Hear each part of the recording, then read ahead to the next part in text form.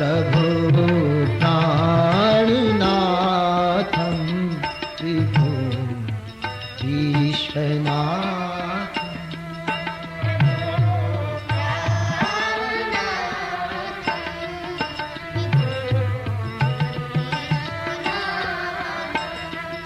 शिवं शंकरं भजे भूतनाथं शिवं शंकरं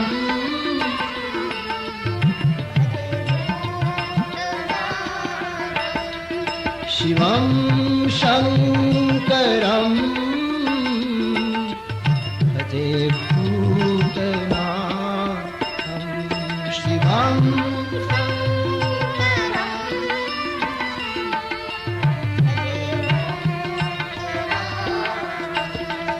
प्रभो प्राणनाथं विभु विश्वनाथं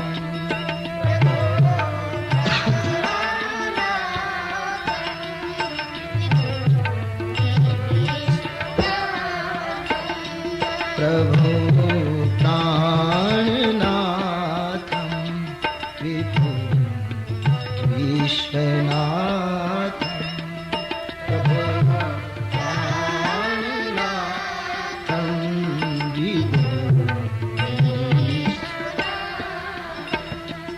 शिवं शंकरं भजे भूतनाथं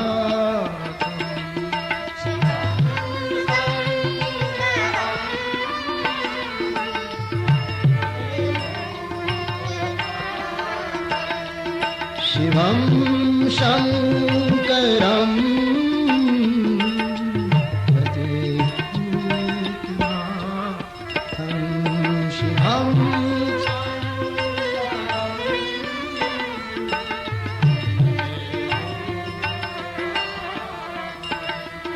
प्रभो प्राणनाथं विभु विश्वनाथं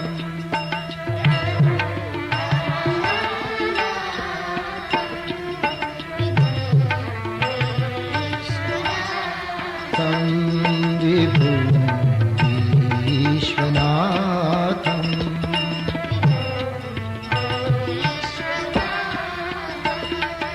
विभु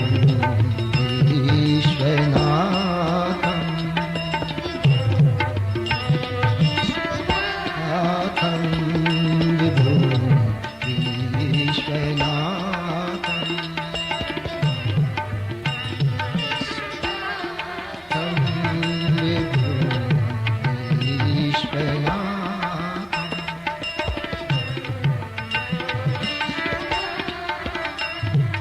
વર્ષો વીતી ગયા. એક દિવસ ભગવાન શિવજી સમાધિમાંથી જાગ્યા.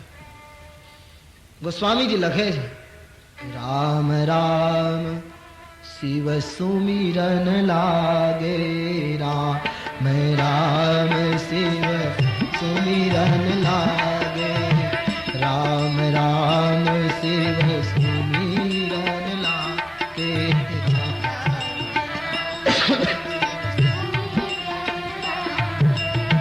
जाने हूँ सती जगतपति जागे, जगतपति जागे, जाने हूँ सती जगतपति जागे, राम राम शिव सुमिरन लागे, राम राम शिव सुमिरन लागे, राम राम शिव सुमिरन.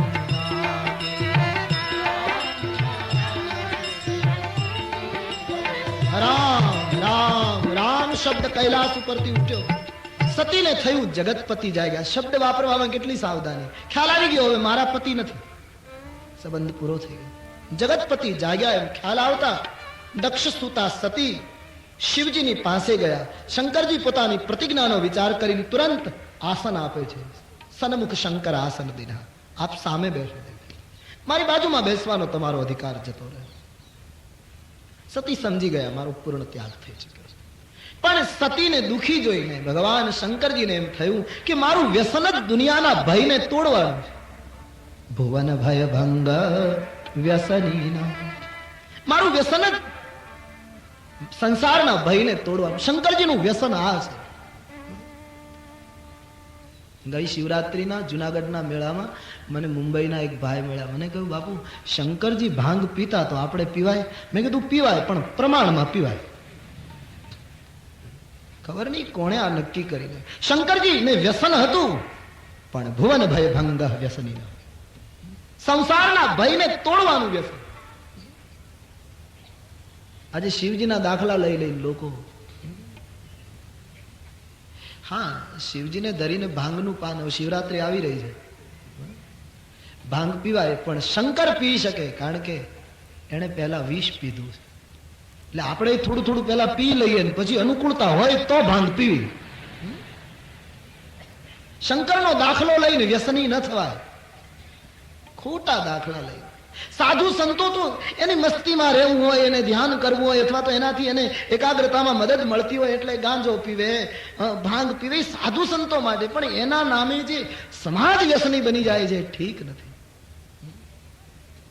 સંતો તો એની એક કક્ષા હોય એટલે એ આપણે જતું કરીએ કે છોડો, પણ સંતોને પગલે પગલે પછી બધા જ શંકર ભાંગ પીતા હતા, મહાત્માઓ ગાંજો પીવે એટલે આપણે શરૂ કર્યું નહીં.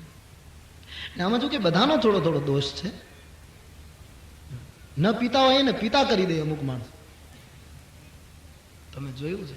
સાચા મહાત્માઓ તો વ્યસનથી મુક્ત કરાવે, પણ અમુક એવી રીતનો જે દંભ કરતા હોય એ લોકો ન પીતા હોય એને ગાંજો પીવડાવે દે. વાક્યો એવા બોલે ચલમ તૈયાર કરીને, जिसने नहीं पी गांजे की कली वो लड़के से लड़की भली. એટલે ન પીતો હોય તોય પેલાને શરૂ કરી દે. जिसने नहीं पी गांजे की कली वो लड़के से लड़की भली. નહીં, સમાજ વ્યસનથી મુક્ત થાય. રામકથાનું પીણું પીધા પછી મારી નમ્ર અપીલ છે આપને કે બીજું કાંઈ પીતા હો તો છોડી દેજો.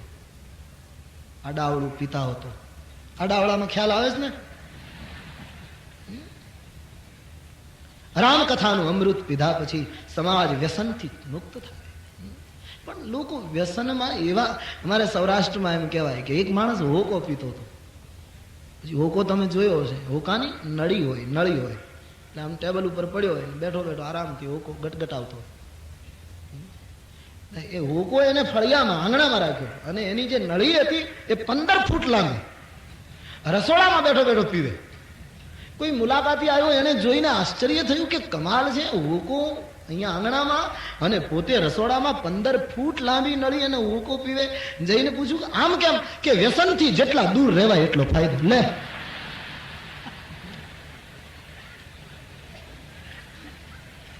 વ્યસન સત્કાર્યનું રાખજો, વ્યસન પરમાર્થનું રાખજો, વ્યસન હરિભજનનું રાખજો. શંકરજી ભાંગ પીતા હતા, એ તો વિષ પીનાર તત્વ છે. વિદેશમાં જ લોકો પૂછે ને કે ભગવાન કૃષ્ણ ગોપીઓની સાથે નાચ્યા હતા, તો પછી અમે નાચીએ તો એમાં ખોટું શું છે? તમારા કૃષ્ણએ આ ચીલો ચાલુ કર્યો. આવો એક આક્ષેપ છે ત્યાં વિદેશમાં કે કૃષ્ણ નાચતા હતા, અમે નાચીએ છીએ. આમાં શું કામ આલોચના કરવામાં આવે પશ્ચિમની સંસ્કૃતિ? પણ હવે એને કેમ સમજાવવું કે ભગવાન કૃષ્ણ ગોપીઓની સાથે નાચ્યા એના પહેલા કાલીય નાગની ફેણ ઉપર નાચ્યા છે. તમે પહેલા એકાદ સાપની સાથે નાચી લો અને પછી જો જીવતા હોઈએ તો બીજે નાચવાનું ચાલુ રાખો. જે કાળના મસ્તક ઉપર નાચે એને નૃત્યનો અધિકાર છે. એનો રાસ મહારાસ છે. એનો રાસ સાક્ષાત્કારનું એક અદ્ભુત પાસું છે. પણ લોકો અવતારોના દ્રષ્ટાંતો લઈ લઈને આવા દાખલા ઉભા કરે છે. શંકરજીનું વ્યસન છે. પુષ્પદંત મહારાજ લખે છે, ભુવન ભય ભંગ વ્યસનીના. આપને સંસારના ભયને તોડવાનું વ્યસન. શિવજીને એમ લાગ્યું કે હું સંસારના ભયને, દુઃખને તોડનારો. સતીએ ભૂલ કરી, પણ ગમે તેમ તોય મારે એનો ભય તોડવો જોઈએ, એનું દુઃખ ઓછું કરવું જોઈએ. પણ કઈ રીતે? શંકરજીએ એક પ્રયોગ કર્યો છે કે ભગવત કથાઓ સંભળાવું અને એનાથી એનું દુઃખ ઓછું થશે. લગે કહન કછુ કથા રસાલા કથા